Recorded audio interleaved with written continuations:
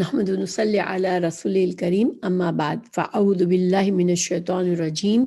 بسم اللہ الرحمن الرحیم۔ انشاءاللہ ہم سورہ آل عمران کی آیت نمبر 33 پر ہیں۔ اعوذ باللہ من الشیطان الرجیم بسم اللہ الرحمن الرحیم۔ ان اللہ اصطفى آدم ونوحا وآل ابراہیم وآل ابراہیم وآل عمران علی العالمین۔ تو اس کا ترجمہ ہے بے شک اللہ تعالیٰ نے تمام جہان کے لوگوں میں سے آدم علیہ السلام کو اور نوح علیہ السلام کو، ابراہیم علیہ السلام کے خاندان اور عمران کے خاندان کو منتخب فرما لیا۔ تو ان آیت کا پیچھے سے تعلق ہے سورہ آل عمران میں۔ ہمیں معلوم ہے کہ نجران وفد، جو عیسائیوں کا وفد تھا، وہ آیا ہوا تھا اور آپ صلی اللہ علیہ وسلم سے دین کے بارے میں بحث مباحثہ کیا تھا۔ اللہ سبحانہ تعالیٰ نے اس موقع پر سورہ آل عمران کی شروع کی آیات نازل فرمائی اور سب سے پہلے اللہ تعالیٰ نے اپنا تعارف کروایا۔ اس کے بعد اللہ تعالیٰ نے قرآن، اللہ تعالیٰ نے فرمایا کہ اللہ سبحانہ تعالیٰ وہی ہے جس نے تورات اور انجیل کو نازل فرمایا قرآن سے پہلے، پھر قرآن کو فرقان اور مہیمن بنا کر نازل فرمایا۔ یعنی کہ وقت کے ساتھ ساتھ جو باتیں انحراف ہوا تورات میں، انجیل میں، تو اب قرآن مجید اللہ سبحانہ تعالیٰ نے مکمل کتاب نازل فرمائی جس میں جو تصدیق کرتا ہے، جو سچی باتیں ابھی تک موجود ہے تورات میں اور انجیل میں،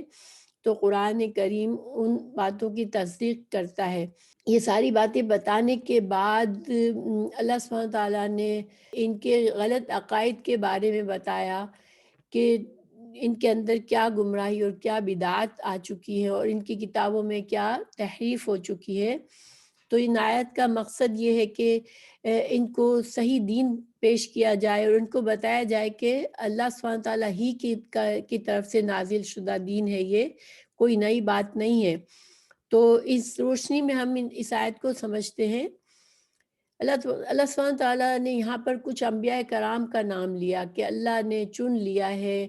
آدم علیہ السلام کو، نوح علیہ السلام کو، آل ابراہیم کو اور آل عمران کو۔ تو دیکھیں اس میں جو ہے حضرت آدم علیہ السلام کے بارے میں بھی عیسائیوں کا عقیدہ بہت غلط ہے کہ وہ سمجھتے ہیں کہ حضرت آدم علیہ السلام نے چونکہ جنت میں ممنوع پھل کھا لیا، اس وجہ سے وہ گنہگار ہوئے اور اب ساری انسانیت جو ہے وہ ان کے گناہ کی وجہ سے گنہگار ہوئی۔ اور ان کے نزدیک جب کوئی بچہ پیدا ہوتا ہے تو وہ اوریجنل سن کی وجہ سے گنہگار ہوتا ہے، یعنی کہ حضرت آدم علیہ السلام کے گناہ کا اثر اس بچے پر ہوتا ہے۔ تو اس وجہ سے یہ بیپتائز کرتے ہیں بچوں کو کہ حضرت عیسیٰ علیہ السلام جو ہے وہ اللہ کے بیٹے ہیں اور انہوں نے سولی پر چڑھ کر اس گناہ سے باقی انسانیت کو، اپنے فالوورز کو اس حضرت آدم علیہ السلام کے اس گناہ سے نجات کا ذریعہ بنایا۔ تو حضرت عیسیٰ علیہ السلام کو سیویئر یعنی کہ بچانے والے سمجھتے ہیں، اور بیپٹزم کے جو رسم ہے اس سے وہ سمجھتے ہیں کہ اب وہ یہ گفٹ ہے، یہ ایک تحفہ ہے جس کے ذریعہ اب بچہ جو ہے وہ پاک ہو گیا گناہ سے۔ تو اللہ سبحانہ تعالیٰ نے یہاں پر حضرت آدم علیہ السلام کے بارے میں فرمایا کہ اللہ نے حضرت آدم علیہ السلام کو چن لیا ہے۔ تو دیکھیں اللہ سبحانہ تعالیٰ نے شروع سے انبیاء کرام کو چننا اصطفیٰ ایسا چننا ہوتا ہے کہ کسی انسان میں کوئی ایسی صلاحیت ہو جو کوئی خاص ذمہ داری نبھانے کے لیے ضرورت ہے ان صلاحیتوں کی، تو ان صلاحیتوں کی ان خصوصیات کی وجہ سے کسی شخص کو چننا اس کام کے لیے، یہ اصطفیٰ کہلاتا ہے۔ تو اللہ تعالیٰ فرما رہے ہیں کہ اللہ تعالیٰ نے ان انبیاء کرام کو چن لیا۔ کیوں چن لیا؟ تاکہ انسانوں کی رہنمائی اور ہدایت کے لیے اور اللہ تعالیٰ کے قوانین کو لوگوں میں نافذ کرنے کے لیے انبیاء کرام جو ہے وہ یہ ذمہ داری ادا کرتے ہیں، اور وہ اللہ سبحانہ تعالیٰ کے پیغامات کو بندوں تک پہنچاتے ہیں۔ اور یہ بہت ہی عزت والا اور بہت ہی عظمت والا کام ہے، کہ اللہ سبحانہ تعالیٰ اس کے لیے اپنے خاص بندوں کو یہ فضیلت نصیب کرتا ہے۔ تو گویا یہاں پر ان کے اس عقیدے کا انکار ہوتا ہے کہ حضرت آدم علیہ السلام گناہگار، اللہ کے گناہگار نہیں ہے، اور ان کی وجہ سے ساری انسانیت گناہ میں نہیں ہے، کیونکہ حضرت آدم علیہ السلام کی قرآن میں اللہ تعالیٰ نے حضرت آدم علیہ السلام کی خطا کا بھی ذکر فرمایا سورہ البقرہ میں، اور اسی طرح ان کی توبہ کرنے کا بھی ذکر فرمایا، اور ان کی توبہ کی قبولیت کا بھی ذکر فرمایا کہ اللہ نے ان کی توبہ کو قبول فرما لیا۔ یہ ساری باتیں قرآن میں موجود ہیں۔ اور اس کے بعد بھی اس کے علاوہ حدیث سے بھی ہمیں پتہ چلتا ہے کہ ہر بچہ جو ہے وہ فطرت پر پیدا ہوتا ہے، اور فطرت سلیم کیا ہوتی ہے کہ حق کو قبول کرنے والا ہوتا ہے۔ ہر بچہ جب پیدا ہوتا ہے تو وہ مسلمان ہوتا ہے، اللہ پر ایمان رکھنے والا ہوتا ہے۔ اور حدیث سے ہمیں پتہ چلتا ہے کہ بچے کے ماں باپ پھر اس کو جو بھی جس مذہب پر ڈال دیتے ہیں بچہ اس مذہب پہ آ جاتا ہے، لیکن جب پیدا ہوتا ہے تو وہ فطرت سلیم پر ہوتا ہے اور اللہ کا فرما بردار ہوتا ہے۔ تو حضرت آدم علیہ السلام کی فضیلتیں ہمیں کیا پتہ چلتی ہے قرآن سے کہ اللہ نے ان کو اپنے ہاتھ سے بنایا اور اس میں اپنی روح سے پھونکا، اور ان کو بغیر ماں باپ کے پیدا کیا، اور ان کو جب دنیا کا علم سکھایا، ان کو تمام دنیا کی چیزوں کا علم سکھایا، اور اس علم کی وجہ سے ان کو فضیلت نصیب فرمائی، ملائکہ سے سجدہ کا حکم دیا تمام ملائکہ کو، تو یہ مسجود ملائکہ ہیں۔ اور حضرت آدم علیہ السلام اور حضرت حوا جو ہیں جنت میں رہائش عطا فرمائی اللہ نے ان کو، اور پھر ان کو زمین پر بھیجا، اور یہ ساری حکمتیں اور اللہ کی کریشن، اللہ تعالیٰ کا جو پلاننگ تھی کہ دنیا میں کس طرح سے انسانوں کو بسانا ہے، تو یہ سب ایک اللہ تعالیٰ کی حکمت اور اللہ تعالیٰ کی پروگرام تھا، اللہ کا بنایا ہوا ایک پلان تھا۔ لیکن اس میں یہ نہیں ہے کہ حضرت آدم علیہ السلام گناہ گار تھے اور گناہ گار رہے ہمیشہ۔ تو یہاں عیسائیوں سے چونکہ خطاب ہے تو ایک طرح سے واضح کر دیا گیا کہ حضرت آدم علیہ السلام تو اللہ کے چنے ہوئے بندے تھے۔ اسی طرح نوح علیہ السلام، تو نوح علیہ السلام کو اللہ سبحانہ تعالیٰ نے اس وقت نبی بنا کر بھیجا جبکہ لوگوں نے اللہ کو چھوڑ دیا تھا اور بتوں کو معبود بنا لیا تھا۔ اب اللہ تعالیٰ نے ان دو انبیاء کرام کے نام کے بعد آل ابراہیم فرمایا، تو حضرت ابراہیم علیہ السلام جو ہے وہ ان سے انبیاء کرام کا اور بادشاہوں کا سلسلہ چلایا، کیونکہ حضرت ابراہیم علیہ السلام کے بعد جتنے بھی انبیاء کرام آئے وہ حضرت ابراہیم ہی کی نسل سے تھے۔ حضرت جو بنی اسرائیل میں جو انبیاء کرام آئے تو ان میں حضرت عیسیٰ علیہ السلام آخری نبی تھے جو کہ بنی اسرائیل میں آئے، اور پھر بنی اسماعیل یعنی حضرت اسماعیل علیہ السلام کی جو کہ حضرت آدم علیہ السلام کے بڑے بیٹے تھے، ان کی اولاد سے رسول اللہ صلی اللہ علیہ وسلم مبعوث ہوئے، رسول اللہ صلی اللہ علیہ وسلم ان سے آئے۔ تو یہاں پر ہمیں یہ بھی پتہ چلتا ہے کہ یہ ساری باتیں عیسائیوں کے لیے سوچنے کے لیے تھی۔ اس وقت کے جو عیسائی آپ صلی اللہ علیہ وسلم کے پاس آئے تھے کہ وہ اپنی نسبت اگر وہ بنی اسرائیل سے خود کو نہ کہتے، حضرت یعقوب علیہ السلام کا جو لقب تھا وہ اسرائیل تھا، تو ان کی اولاد بنی اسرائیل کہلائی۔ تو اگر وہ حضرت یعقوب علیہ السلام سے اپنی نسبت کرنے کے بجائے حضرت ابراہیم جو کہ دادا تھے اور حضرت یعقوب ان کے پوتے تھے، تو اگر حضرت ابراہیم علیہ السلام سے ڈائریکٹ اپنا واسطہ جوڑتے اور یاد رکھتے کہ حضرت یعقوب علیہ السلام تو خود حضرت ابراہیم علیہ السلام کے اولاد میں سے ہے، تو یہ جو سارا حسد اور بغض جو ہوا کہ حضرت رسول اللہ صلی اللہ علیہ وسلم کیوں بنی اسماعیل میں پیدا ہوئے، تو ان کو یہ حسد کی ضرورت ہی نہیں تھی، کیونکہ حضرت یعقوب کے دادا بھی وہی تھے جو کہ حضرت اسماعیل کے والد تھے، تو گویا حضرت ابراہیم سے ہی سارے انبیاء کرام کا سلسلہ چلا، تو پھر کوئی بحث اور جھگڑا رہتا ہی نہیں۔ لیکن ان کے جو انکار تھا رسول اللہ صلی اللہ علیہ وسلم سے، اس کی وجہ یہ تھی کہ حضرت رسول اللہ صلی اللہ علیہ وسلم بنی اسماعیل میں پیدا ہوئے، تو ان کو یہ محسوس ہوا کہ ہماری ہماری برتری جو اتنے صدیوں سے چل رہی ہے، ہم انبیاء کرام کی اولادوں میں سے ہمارا سلسلہ چلتا ہے اور ہم جو ہیں وہ بنی اسرائیل ہیں، تو اب یہ ہم اس سلسلے کو ختم کریں گویا کہ ہماری فضیلت ہی ختم ہو جائے گی۔ تو یہ سب سے بڑی وجہ تھی ان کی رسول اللہ صلی اللہ علیہ وسلم کو نہ ماننے کی۔ پھر اللہ سبحانہ تعالیٰ نے حضرت آل عمران کہا، تو عمران جو ہے اس کے بارے میں عمران کون تھے؟ تو جو انبیاء کی تاریخ میں 2 عمران ہوئے ہیں، ایک موسیٰ علیہ السلام اور ہارون علیہ السلام کے والد، ان کا نام بھی عمران تھا، اور حضرت مریم کے والد کا نام بھی عمران تھا۔ تو اگر کسی طرح سے بھی دیکھا جائے تو حضرت موسیٰ علیہ السلام کے والد، ان کے والد کی اولاد میں سے، ان کی آل میں سے بھی اللہ نے فضیلت دی، تو گویا حضرت موسیٰ، حضرت ہارون اور جو جتنے بھی انبیاء کرام بعد میں آئے بنی اسرائیل میں، تو وہ سب آ جاتے ہیں۔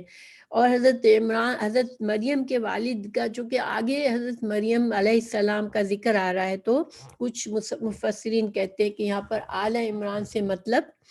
حضرت مریم کے والد ہیں، حضرت مریم علیہ السلام کے والد ہیں، کیونکہ ان کی اولاد میں حضرت عیسیٰ علیہ السلام پیدا ہوئے۔ تو دونوں طرح سے اس بات کو سمجھا گیا ہے۔ پھر اللہ تعالیٰ نے فرمایا کہ ان سب کو علی العالمین، اللہ تعالیٰ نے ان سب کو تمام جہانوں میں چن لیا ہے، یعنی کہ یہ انبیاء کرام جو ہیں وہ اللہ کے چنے ہوئے بندے ہوتے ہیں، جو کہ یہ خاص ذمہ داری ادا کرتے ہیں جو کہ اللہ سبحانہ تعالیٰ اپنے چنے ہوئے بندوں کو دیتا ہے کہ مخلوق کو اپنے خالق سے جوڑنے کی جو ذمہ داری ہوتی ہے، جو ہدایت کا پیغام پہنچانے کی ذمہ داری ہوتی ہے۔ پھر اللہ سبحانہ تعالیٰ نے فرمایا ذریتم بعدها من بعد واللہ سمیع علیم، کہ یہ سب آپس میں ایک دوسرے کی نسل سے ہیں اور اللہ تعالیٰ سنتا اور جانتا ہے۔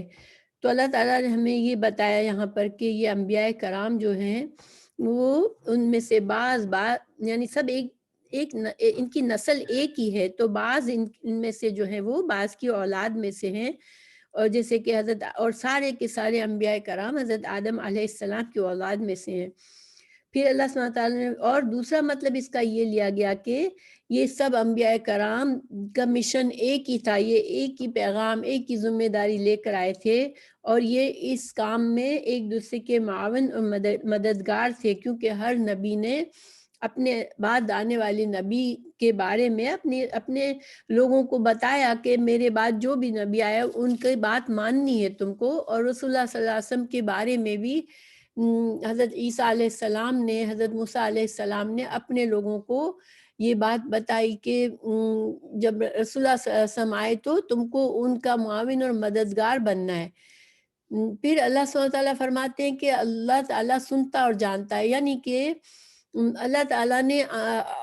جب حضرت آدم علیہ السلام کو دنیا میں بھیجا، اس کے بعد سے جو انبیاء کرام کا سلسلہ چلا، تو اللہ تعالیٰ سب دیکھ رہا ہے کہ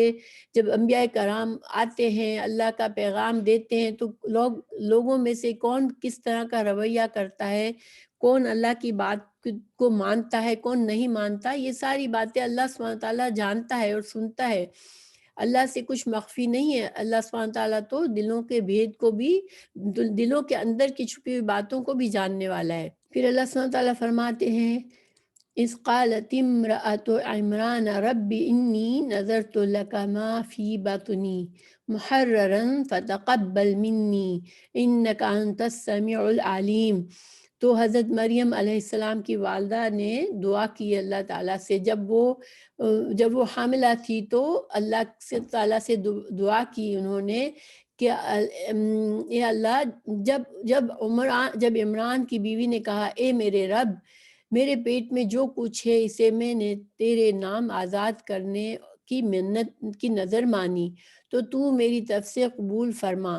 یقیناً تو خوب سننے والا اور پوری طرح سے جاننے والا ہے۔ تو محررن، یہاں پر لفظ محررن کا کیا نظر ہم نظر مانتے ہیں، نظر ماننے کا کیا مقصد ہوتا ہے کہ اللہ سبحانہ تعالیٰ، نظر صرف اللہ ہی کے لیے مانی جا سکتی ہے، اور اس سے مطلب یہ ہوتا ہے کہ انسان کوئی نیکی کا کام کرنے کے بارے میں پکا ارادہ کرے کہ میں یہ کام کروں گا تاکہ اس سے اللہ تعالیٰ مجھ سے راضی ہو، اللہ کی رضا کے لیے کوئی نیکی اپنے اوپر لازم کر لینا۔ انہوں نے کیا نظر مانی کہ میرے جو بھی یہ بچہ پیدا ہوگا اس کو میں محررن، میں اس کو آزاد کروں گی اپنے، یعنی کہ آزاد سے کیا مطلب ہے کہ دیکھیے والدین کے لیے اولاد جو ہے وہ بڑی امیدیں ہوتی ہے اولادوں سے، اور انسان اس کے لیے اپنے دنیا کے بہت سے فائدے سوچتا ہے، تو محرر کا مطلب ہوتا ہے آزاد کیا ہوا۔ تو یعنی کہ انہوں نے یہ نیت کی کہ یہ جو بھی میری اولاد ہوگی یہ بیت المقدس کی خدمت کے لیے مخصوص کروں گی، میں اس کو مجاہد بناؤں گی، عبادت کے لیے خاص کروں گی، اور دنیا کے کام دھندوں سے اس کو آزاد رکھوں گی۔ میں اپنی طرف سے اس سے کچھ بھی امیدیں نہیں رکھوں گی کہ میرے لیے کچھ کرے، میں اس کو اللہ کے لیے اس کو آزاد کر دوں گی کہ یہ اللہ کے دین کی خدمت کرے۔ اور دیکھیے یہ کتنی عظیم بات ہے، کتنا عظیم جذبہ ہے ان کا۔ تو اللہ سبحانہ تعالیٰ نے سے پھر عاجزی سے کہا اللہ تو قبول کر لینا مجھ سے، انک انت السمیع العلیم، یعنی تو سنتا ہے یا اللہ، تجھے معلوم ہے کہ میرا دل میں اخلاص ہے، اور میں اس اخلاص نیت سے تجھ سے یہ دعا مانگ رہی ہوں اور یہ نظر مان رہی ہوں۔ تو یہاں پر ایک مسئلہ بھی ثابت ہوتا ہے کہ کیا انسان اپنی اولاد کو اس طرح سے اللہ کے دین کی خدمت کے لیے وقف کر سکتا ہے؟ کیونکہ ہماری شریعت میں رہبانیت جائز نہیں ہے، یعنی کہ رہبانیت کیا ہوتی ہے کہ انسان دنیا کی ہر چیز، دنیا کے تمام جھمیلوں سے کو چھوڑ کر صرف اللہ کی عبادت کرے اور صرف اللہ کی طرف دھیان رکھے۔ تو ہماری شریعت جو ہے وہ ایک دین ہے، ایک دین زندگی گزارنے کا طریقہ ہے، اور ہماری شریعت میں دنیا کی زندگی کو احسن طریقے سے گزارنا بھی، یہ بھی اگر ہم اللہ کو اللہ سبحانہ تعالیٰ کے تمام احکامات کے مطابق اور اللہ کے ڈر کے مطابق ہم اپنی خواہشات پوری کرتے ہیں دنیا میں اور اچھی زندگی گزارتے ہیں، تو یہ بھی عبادت اور اچھی بات ہے۔ لیکن ہماری شریعت میں یہ نہیں ہے کہ انسان جنگلوں میں چلا جائے، غیر آباد علاقوں میں جائے اور صرف اللہ ہی کو یاد کرتا رہے، اس کو رہبانیت کہتے ہیں۔ تو پھر کیا ہم اپنی اولاد کو اس طرح سے اللہ کے لیے وقف کر سکتے ہیں؟ تو اس کے لیے مسئلہ یہ ثابت ہوتا ہے کہ چونکہ اللہ تعالیٰ نے قرآن میں یہ بات نازل فرمائی ہے، تو انسان اپنی اولاد کی پیدائش سے پہلے اپنے دل میں یہ نظر مان سکتا ہے کہ اس کی پرورش، اس بچے کی پرورش جو ہے وہ خاص طور سے وہ اللہ کے دین کو اس کو سکھایا جائے گا تاکہ وہ بڑا ہو کے اللہ کے دین کی خدمت کر سکے، مگر یہ نہیں کہ وہ دنیا سے اس کو بالکل بیگانہ ہوگا وہ، لیکن یہ کہ بچپن سے جس کی دین کی پرورش کی جاتی ہے اور اس کے ذہن میں یہ ڈالا جاتا ہے کہ اس کو اللہ کے دین کا کام کرنا ہے، تو یہ ایک بہت ہی اچھا طریقہ ہے کہ جس سے انسان اس طرح سے اپنے بچوں کی پرورش کرے۔ کیونکہ حضرت انس ہماری رسول اللہ صلی اللہ علیہ وسلم کو، حضرت انس کی رضی اللہ عنہ کی والدہ نے اپنے اس بیٹے کو 10 سال کی عمر میں رسول اللہ صلی اللہ علیہ وسلم کی خدمت میں دے دیا تھا کہ یہ اس کو آپ اپنی خدمت کے لیے یہ آپ کے پاس رکھے، اس کو یہ آپ کی خدمت کرے گا۔ تو یہ بھی ہمیں پتہ چلتا ہے کہ اس طرح سے کیا جا سکتا ہے،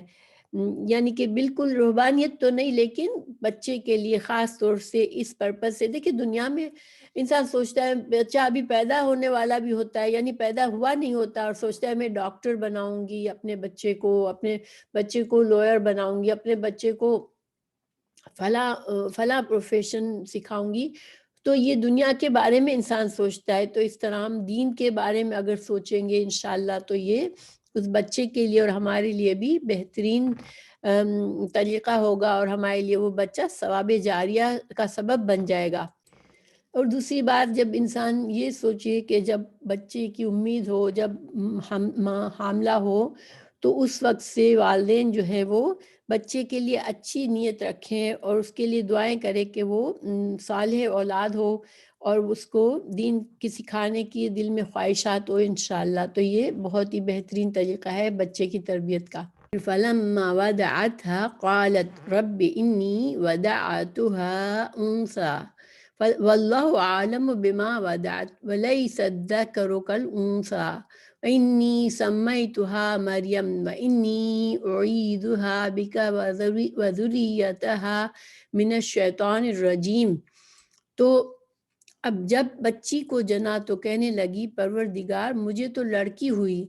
اللہ تعالیٰ کو خوب معلوم ہے کہ کیا اولاد ہوئی ہے، اور لڑکا لڑکی جیسا نہیں، میں نے اس کا نام مریم رکھا، میں اسے اور اس کی اولاد کو شیطان مردود سے تیری پناہ میں دیتی ہوں۔ تو ظاہر ہے جب بچی پیدا ہوئی تو اب مریم علیہ السلام کی والدہ کو یہ پریشانی ہوئی کہ اب جو ہے لڑکی جو ہے وہ کیسے یعنی کہ بیت المقدس میں کیسے رہے گی اور کس طرح سے وہ خدمت کرے گی دین کی، کیونکہ جو کام مردوں کا ہوتا ہے یہ کام یعنی کہ مسجد میں رہنا اور اللہ کے دین کی خدمت کرنا، یہ عام طور پر ظاہری بات ہے کہ عورت کے لیے تو بہت مشکل ہوتا ہے ایسا کرنا۔ واللہ عالم بما ودعت، کہ اللہ زیادہ جانتا ہے کہ اس نے کیا کس کو جنا، یعنی بیٹی ہوئی یا بیٹا ہوا۔ تو اس قول کے بارے میں یہ کہ یہ اللہ سبحانہ تعالیٰ فرما رہے ہیں کہ یعنی کہ پہلے تو یہ مریم علیہ السلام کی والدہ کا قول ہے یا اللہ سبحانہ تعالیٰ کا ہے، تو دونوں طرح سے تفسیر کی گئی ہے کہ جب بیٹی پیدا ہوئی تو پھر انہوں نے سوچا کہ چونکہ اللہ سبحانہ تعالیٰ ہر چیز قائم رکھتا ہے اور میں نے تو نظر اللہ سے مانی تھی، تو اب اللہ ہی جانتا ہے، اللہ نے اگر بیٹی دی مجھے تو پھر یہ اللہ ہی کی مرضی ہے۔ اور دوسرا قول یہ ہے کہ اللہ سبحانہ تعالیٰ کا فرمان ہے کہ اللہ تعالیٰ کو خوب معلوم ہے کہ اس کو کیا ہونا تھا جب اس نے نظر مانی تھی، جب بھی اللہ کو معلوم تھا۔ اور لیس الذکر کالانثی، اور جو کام اللہ تعالیٰ نے مریم علیہ السلام سے لینا تھا کہ ان کو حضرت عیسیٰ علیہ السلام کی ولادت کا کام لینا تھا ان سے، تو اس کام کے لیے عورت ہی کی ضرورت تھی، لڑکی ہی کی ضرورت تھی، تو اللہ تعالیٰ نے اس کام کے لیے حضرت مریم علیہ السلام کو چنا۔ دوسرا مسئلہ ہمیں یہ پتہ چلتا ہے کہ اللہ تعالیٰ سے دعا کے لیے دیکھیں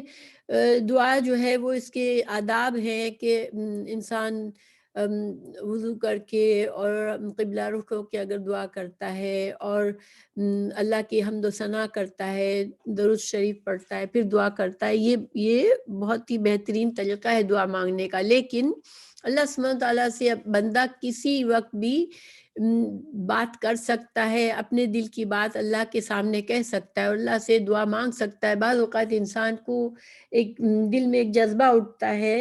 اور اس کو خیال آتا ہے کہ میں اپنے رب سے یہ چیز مانگ لوں، تو وہ اس وقت انسان کی اخلاص نیت ہوتی ہے، ایک تڑپ ہوتی ہے، ایک جذبہ ہوتا ہے، تو اس وقت انسان فوراً بھی اللہ تعالیٰ سے دعا مانگ سکتا ہے اور اپنے دل کی بات کر سکتا ہے۔ جیسے کہ یہاں پر بچی کی پیدائش پر انہوں نے فوراً سے کہا یا اللہ یہ تو لڑکی ہو گئی، تو گویا کہ یہ اس طرح سے اللہ سبحانہ تعالیٰ جو ہے وہ ان کے دروازے کھلے ہیں دعا کے لیے، اور انسان ہمیشہ کبھی بھی کس حالت میں بھی دعا کر سکتا ہے۔ دوسری بات نام رکھنے کا مسئلہ، تو انہوں نے بچی کا نام مریم رکھا، تو اس پر یہ مسئلہ ثابت ہوتا ہے کہ بچہ جب پیدا ہو جب بھی فوراً اسی وقت اس کا نام بھی رکھا جا سکتا ہے۔ جیسے رسول اللہ صلی اللہ علیہ وسلم نے بھی ایک حدیث میں اللہ صلی اللہ علیہ وسلم نے فرمایا آج رات میرے ہاں لڑکا ہوا اور میں نے اس کا نام اپنے باپ حضرت ابراہیم علیہ السلام کے نام پر ابراہیم رکھا، یہ بخاری کی حدیث ہے۔ تو لیکن دوسری حدیث مسند احمد میں بھی ہے کہ رسول اللہ صلی اللہ علیہ وسلم نے فرمایا کہ ہر بچہ اپنے عقیقے میں گروی ہے، 7ویں دن عقیقہ کرے یعنی جانور ذبح کرے اور نام رکھے اور بچے کا سر منڈوائے۔ تو یعنی کہ دونوں باتوں پر عمل کیا جا سکتا ہے کہ یا تو فوراً سے نام رکھا جائے اور یا پھر اس کے عقیقے والے دن، اور عقیقہ 7ویں دن کرنا زیادہ سنت سے ثابت ہے۔ ویسے تو عقیقہ بعد میں بھی کیا جا سکتا ہے، لیکن چونکہ یہ ایک جیسے کہ رسول اللہ صلی اللہ علیہ وسلم نے فرمایا کہ ہر بچہ گروی ہوتا ہے، یعنی جب تک جانور یہ اللہ کی نعمت ہوتی ہے اولاد، تو انسان جب تک جانور کی قربانی نہیں کرتا اللہ کے شکر گزاری میں، تو اس وقت تک جیسے بچہ جو ہوتا ہے وہ ایک اس کی پیدائش کا صحیح طرح سے شکر نہیں ادا ہوا ہوتا. تو بہرحال دونوں طرح سے جائز ہے یہ کہ عقیقے کے والے دن نام رکھے یا اسی دن رکھے. پھر انہوں نے دعا مانگی کہ انی اعیذھا بک وذریتھا من الشیطان الرجیم، کہ یا اللہ میں اس بچی کو اور اس کی اولاد کو تیری پناہ میں دیتی ہوں کہ شیطان مردود کے شر سے تو اسے بچانا. یہاں پر ہم اعوذ باللہ من الشیطان الرجیم کہتے ہیں تو ہمارا مقصد کیا ہوتا ہے کہ ہم اپنے لیے پناہ مانگتے ہیں اللہ کے کہ اللہ تو مجھے اپنی پناہ میں رکھنا شیطان مردود کے شر سے. لیکن جو ہے اگر کسی بچے کے لیے یا کسی اور کے لیے جب دعا مانگتے ہیں تو اعوذ کے بجائے اعیذ کہتے ہیں، ٹھیک ہے، یعنی کہ میں اس کو پناہ میں دیتی ہوں. اعیذھا، ہاں جو ضمیر ہے وہ حضرت مریم علیہ السلام کے لیے ہے کہ میں پناہ میں دیتی ہوں حضرت مریم کو بیکا، تیری پناہ میں دیتی ہوں اللہ، اور اس کی اولاد کو بھی. دیکھیں کتنی دور اندیش والدہ ہے کہ اپنے بچے کے لیے ہی نہیں بلکہ اس کی آنے والی نسلوں کے لیے بھی دعا مانگ لی کہ اس کو شیطان مردود کے شر سے بچانا. ایک حدیث ہے جو بھی بچہ پیدا ہوتا ہے تو شیطان اس کو مس کرتا ہے، یعنی چھوتا ہے اس کو، جس سے وہ بچہ چیختا ہے. لیکن اللہ تعالیٰ نے اس مس شیطان سے حضرت مریم علیہ السلام اور ان کے بیٹے عیسیٰ علیہ السلام کو محفوظ رکھا. تو یہ بخاری کی حدیث ہے. تو اللہ سبحانہ تعالیٰ نے اس ماں کی ساری دعائیں قبول کی، کیونکہ ظاہر ماں کا بھی دیکھے کیسی ماں ہے اور کیسا جذبہ ہے اس کا، کیسا ایمان ہے. تو پھر اللہ تعالیٰ نے بھی اس کی قدر فرمائی اور اس کی دعاؤں کو قبول فرمایا. فَتَقَبَّلَهَا رَبُّهَا بِقَبُولٍ حَسَنٍ وَأَنبَتَهَا نَبَاتًا حَسَنًا وَكَفَّلَهَا زَكَرِيَّا كُلَّمَا دَخَلَ عَلَيْهَا زَكَرِيَّا الْمِحْرَابَ وَجَدَ عِندَهَا رِزْقًا قَالَ يَا مَرْيَمُ أَنَّى لَكِ هَذَا قَالَتْ هُوَ مِنْ عِندِ اللَّهِ إِنَّ اللَّهَ يَرْزُقُ مَنْ يَشَاءُ بِغَيْرِ حساب. اسے اس کے پروردگار نے اچھی طرح قبول فرمایا اور اسے بہترین پرورش دی اور اس کی خیر خبر لینے والا زکریا علیہ السلام کو بنایا. جب کبھی زکریا علیہ السلام ان کے حجرے میں جاتے اس کے پاس روزی رکھی ہوتی. وہ پوچھتے اے مریم یہ روزی تمہارے پاس کہاں سے آئی؟ وہ جواب دیتی یہ اللہ تعالیٰ کے پاس سے ہے، بے شک اللہ تعالیٰ جسے چاہے بے شمار رزق دیتا ہے. تو اس آیت میں اب اللہ سبحانہ تعالیٰ نے فرما رہے کہ اللہ تعالیٰ نے قبول فرما لیا حضرت مریم کی ماں کی اس نظر کو قبول فرمایا، اور حضرت مریم علیہ السلام کو تقویٰ کا وہ معیار عطا فرمایا کہ وہ دینی مقاصد کے حصول کے لیے ہزاروں لڑکوں سے سبقت لے گئیں، اور حضرت زکریا علیہ السلام کو ان کا ذمہ دار بنایا. حضرت زکریا علیہ السلام کی بیوی اور حضرت مریم علیہ السلام کی والدہ دونوں بہنیں تھیں، تو گویا حضرت زکریا علیہ السلام سے رشتہ بھی تھا حضرت مریم علیہ السلام کا، اور حضرت زکریا علیہ السلام خود بھی نبی تھے اللہ کے، اور انہوں نے حضرت مریم علیہ السلام کو علم سکھایا دین کا، اور وہ دینی ماحول میں اللہ تعالیٰ نے حضرت مریم کی پرورش کروائی. تو جب حضرت مریم علیہ السلام بیت المقدس میں ایک بالکل حجرے میں اپنا ان کا حجرہ تھا، اکیلی رہا کرتی تھیں، اور حضرت زکریا علیہ السلام ان کے پاس جاتے تھے، ان کی ضروریات کا خیال رکھتے تھے. تو جب بھی وہ جاتے ان کے پاس تو ان کے پاس پھل رکھے ہوئے ہوتے تھے، اور وہ پھل ایسے ہوتے تھے جو کہ بے موسم کے پھل ہوتے ہیں، یعنی اس زمانے میں اس جگہ پر پائے جانے والے پھلوں سے الگ ہوا کرتے تھے. تو حضرت زکریا علیہ السلام بڑے حیران ہوتے اور ان سے پوچھتے کہ مریم آپ کے پاس یہ کہاں سے رزق آتا ہے؟ تو انہوں نے کہا کہ یہ اللہ کی طرف سے ہے. یہ حضرت مریم علیہ السلام کا معجزہ تھا، اور اللہ سبحانہ تعالیٰ اللہ تعالیٰ اپنے پسندیدہ بندوں سے جس ولی اللہ کو بھی معجزات دیتے ہیں، نہیں کرامات، معجزات جو ہوتے ہیں وہ اللہ تعالیٰ انبیاء کرام کو دیتے ہیں، اور معجزات اور کرامات میں فرق ہوتا ہے. تو معجزات سے انبیاء کرام کا پتہ چلتا ہے کہ یہ اللہ کے نبی ہے. وہ دلائل ہوتے ہیں ایک طرح سے، جو ایسی چیزیں حضرت انبیاء کرام کر سکتے ہیں جو کہ عام لوگ نہیں کرتے. لیکن ولی اللہ جو ہوتے ہیں ان سے کرامات تو ہو سکتی ہے، ثابت ہے، لیکن یہ حضرت مریم علیہ السلام کی کرامت تھی کہ ان کو اللہ تعالیٰ کی طرف سے رزق ملتا تھا. اور پھر اللہ تعالیٰ نے فرمایا ان اللہ یرزق من یشاء بغیر حساب. اللہ تعالیٰ کے پاس کوئی کمی نہیں ہے، اللہ تعالیٰ جسے چاہے جتنا بے حساب رزق عطا فرمائے. تو ہمیں اس کے دلائل، کرامات کے دلائل ملتے ہیں ہمیں کہ یہ چیز ہو سکتی ہے. صحیح بخاری میں بھی ہے کہ حضرت خباب بن عدی انصاری تھے، خبیب یا خباب ان کا نام تھا. تو وہ ان کو جب پکڑ لیا، مشرکین کے قید میں آ گئے تھے وہ، تو اس وقت قید میں ان کے پاس انگور کے گچھے ہوا کرتے تھے، جو کہ ممکن نہیں تھا، لیکن یہ اللہ تعالیٰ کی طرف سے ان کو رزق دیا جاتا تھا. ان کو مکہ میں کافروں نے شہید کر دیا تھا. تو یہ صحیح بخاری کی حدیث ہے. تو لیکن یہ بات ضروری ہے جاننا کہ یہ جو کرامات ہوتی ہے اللہ تعالیٰ اپنے نیک بندوں کے ہاتھوں میں دیتا ہے. یعنی کہ ایسا نہیں ہوتا کہ کوئی انسان بدعتی ہے، مشرک ہے، قرآن اور سنت سے بالکل اس کا کوئی تعلق نہیں ہے، اور وہ عجیب سے چیزیں کرتا ہے، اور وہ اس کو لوگ ولی اللہ سمجھ لیتے ہیں کہ وہ ولی اللہ ہے، اسے دنیا سے کوئی تعلق نہیں ہے. تو ایسے لوگ ولی اللہ نہیں ہوتے ہیں. ولی اللہ صرف وہی ہو سکتے ہیں جو کہ اللہ سبحانہ تعالیٰ کے فرما بردار بندے ہوتے ہیں، شریعت پر چلنے والے ہوتے ہیں، اور عبادات اور نیکیوں میں نیکیاں کرنے والے ہوتے ہیں. تو جیسے جو لوگ اس طرح کی بدعت، یعنی جو بدعتی ہوتا ہے، مشرک ہوتا ہے، جو بظاہر دین سے اس کا کوئی تعلق نہیں ہے، اگر وہ اس طرح کے خرق عادت کوئی چیز کرتا ہے تو وہ جو ہے جادو یا شیطانی عمل تو ہو سکتا ہے، لیکن اللہ کی طرف سے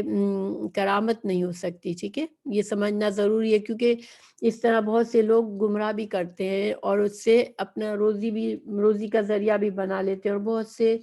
لا علم لوگ جو ہیں وہ دین کا علم نہ رکھنے والے ان کو اللہ کا ولی سمجھ لیتے ہیں. هنالک دعا زکریا ربہ قال ربی ہب لی من لدنک ذریۃ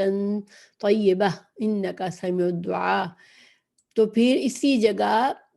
زکریا علیہ السلام نے اپنے رب سے دعا کی، کہا کہ اے میرے رب، اے میرے پروردگار، مجھے اپنے پاس سے پاکیزہ اولاد عطا فرما، بے شک تو دعا سننے والا ہے. تو جب حضرت مریم علیہ السلام کی اس کرامت کو دیکھا، حضرت مریم علیہ السلام کی عبادات کو دیکھا، ایک صالح اللہ کی نیک بندی جیسے کو دیکھ کے ان کے دل میں خواہش آئی کہ اللہ مجھے بھی اولاد دے. حالانکہ ان کی عمر بہت ہو چکی تھی، لیکن ان کے پاس اولاد نہیں تھی، اور ان کو یہ خواہش تھی کہ اللہ مجھے لڑکا دے جو کہ میری جگہ دین کے کام کرے. کیونکہ وہ زمانہ بہت کرپشن ہو چکا تھا. جو یہود تھے اس زمانے کے، بنی اسرائیل تھے، ان کے اندر بہت سی برائیاں آ چکی تھی. اور حضرت زکریا علیہ السلام کو یہ بہت فکر تھی کہ میرا اب اتنا بڑھاپا آ گیا ہے اور میری کو اولاد بھی نہیں ہے، تو یہ نیک کام اب کون ان کی اصلاح کے کام کے لیے میں کس کو اپنی جگہ کس کو میں یہ ٹریننگ دوں کہ وہ یہ اصلاح کا کام کرے. تو انہوں نے اللہ سے اسی وقت دعا مانگی، اور بیٹے کی خاص طور سے دعا مانگی کہ اللہ مجھے بیٹا دے. تو اس سے ثابت ہوتا ہے کہ بیٹے کی دعا مانگی جا سکتی ہے. لیکن حدیث میں بیٹی کی رسول اللہ صلی اللہ علیہ وسلم نے فرمایا کہ بیٹی کی اچھی پرورش کا بھی اجر بتایا گیا ہے، کہ اگر کسی کو اللہ بیٹی دے اور وہ اس کی اچھی پرورش کرے تو اس کا اجر و ثواب بھی بتایا گیا ہے. تو کیا بیٹا یا بیٹی دو، اللہ سبحانہ تعالیٰ سے جو بھی مانگے انسان، اور اگر یہ بھی صرف اولاد مانگ لے، بیٹا بیٹی نہ بھی کہے تو، مگر یہ ضرور دعا مانگے کہ اللہ اسے نیک اور صالح اولاد دے، کیونکہ نیک اور صالح اولاد ہی انسان کے لیے ثواب جاریہ بنتی ہے، اور اس کے لیے دنیا اور آخرت کے لیے خوشی اور آنکھوں کی ٹھنڈک کا ذریعہ بنتی ہے۔ فنادته الملائکۃ وهو قائم یصلی فی المحراب ان اللہ یبشرک بیحییٰ مصدقا بکلمۃ من اللہ وسیدا وحصورا ونبیا من الصالحین۔ فرشتوں نے انہیں آواز دی جب کہ وہ محراب میں کھڑے نماز پڑھ رہے تھے کہ اللہ تعالیٰ تجھے یحییٰ کی یقینی خوشخبری دیتا ہے، اللہ تعالیٰ کی کلمہ کی تصدیق کرنے والا اور سردار اور ضابط نفس اور نبی ہے، نیک لوگوں میں سے ہے۔ تو حضرت اللہ تعالیٰ نے حضرت زکریا کی دعا فوراً قبول فرما لی، اور جب وہ نماز پڑھ رہے تھے تو فرشتوں نے آ کے ان کو خوشخبری دی۔ تو دعا جو ہے، دعا کبھی بھی ضائع نہیں ہوتی، دعا ہمیشہ قبول ہوتی ہے۔ حضرت زکریا کی دعا فوراً قبول ہوئی، بعض اوقات ہماری دعائیں بھی فوراً قبول ہو جاتی ہیں اور ہمیں پتہ چلتا ہے کہ دعا قبول ہوئی ہے، لیکن بعض اوقات تاخیر سے قبول ہوتی ہے، اور بعض اوقات جو ہے وہ ہمیں جو دعا مانگی ہوتی ہے وہ تو نہیں ملتی، لیکن اللہ تعالیٰ اس کے بجائے ہمیں کوئی اور فائدہ نصیب فرماتے ہیں، یا پھر اللہ تعالیٰ آخرت میں اس دعا کو ہمارے لیے اجر و ثواب کا ذریعہ بناتے ہیں۔ یعنی کہ چونکہ اللہ تعالیٰ کی حکمت سے سب ہوتا ہے، جو چیز ہمارے لیے بہتر ہوتی ہے اللہ تعالیٰ ہمیں وہ عطا فرماتے ہیں۔ تو حضرت زکریا علیہ السلام کو بشارت دی گئی کہ یہ حضرت یحییٰ، ان کا نام اللہ تعالیٰ نے خود ہی بتا دیا کہ ان کا نام یحییٰ ہوگا، اور یہ حضرت اللہ کی کلمہ کی تصدیق، اللہ کا کلمہ سے یہاں مراد جو ہے وہ حضرت عیسیٰ علیہ السلام ہے، کیونکہ حضرت عیسیٰ علیہ السلام کی پیدائش معجزانہ کلمہ کن سے ہوئی، اللہ تعالیٰ کے کلمہ کن سے ہوئی، اس وجہ سے ان کو یہاں پر اللہ کا کلمہ کہا گیا۔ تو اللہ کے کلمہ کی تصدیق یعنی کہ حضرت عیسیٰ علیہ السلام جو ہیں وہ ان کی تصدیق کرنے والے ہوں گے، اور یہ دونوں آپس میں ان کا رشتہ بھی ہے، خالہ زاد بھائی ہوئے یہ دونوں، یا پھر حضرت مریم حضرت یحییٰ کی خالہ ہوئی تب بھی ان کا رشتہ ہے۔ پھر ان کی خصوصیات بھی بتائی، ان کی صفات بھی بتائی کہ وہ سید یعنی کہ سردار ہوں گے، حصور یعنی کہ حصوراً، حصار جو ہوتا ہے قلعے، جیسے ہم اردو میں بھی کہتے ہیں حصار، حصار کا مطلب گھیرا ہوا یعنی کہ محفوظ، تو گناہوں سے بچنے والا ہوگا، وہ گناہوں کے قریب بھی نہیں جائے گا، نیک انسان بنیں گے حضرت یحییٰ علیہ السلام۔ تو اللہ تعالیٰ نے یعنی نہ صرف ان کی پیدائش کی ان کو خوشخبری سنائی، بلکہ ان کی صفات، ان کی خوبصورت صفات کا بھی ذکر بتا دیا حضرت زکریا علیہ السلام کو۔ قال رب أنى يكون لي غلام وقد بلغني الكبر وامرأتي عاقر قال كذلك الله يفعل ما يشاء۔ کہنے لگے اے میرے رب، میرے ہاں بچہ کیسے ہوگا، میں بالکل بوڑھا ہو گیا ہوں اور میری بیوی بانجھ ہے۔ فرمایا اسی طرح اللہ تعالیٰ جو چاہے کرتا ہے۔ تو نبی تھے، ظاہر اللہ پر بھروسہ تھا کہ اللہ تعالیٰ جو چاہے کر سکتا ہے، لیکن ایک خوشی اور ایک تعجب، چونکہ اپنا بڑھاپا، اپنی بیوی کا بڑھاپا دیکھ کر ایک تعجب تو ضرور ہوا کہ اللہ تعالیٰ اس حال میں اب مجھے بیٹا ہوگا۔